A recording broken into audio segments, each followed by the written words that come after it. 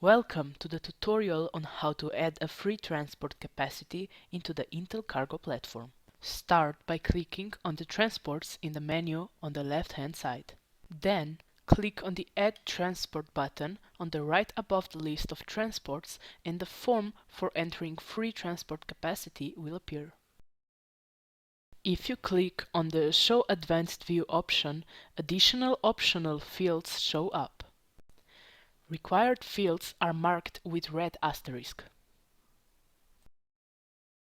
When you choose truck, default trailer, loading space dimensions, weight capacity, and driver are automatically entered, but you can change them all. By clicking on the Next button, you go on the second page where starting and ending location and periods of availability can be entered. For the location, you can enter an address, a region, or only a country. If the address is valid, the latitude and longitude will show below the address. The region consists of the country and up to the first two characters of the postal code.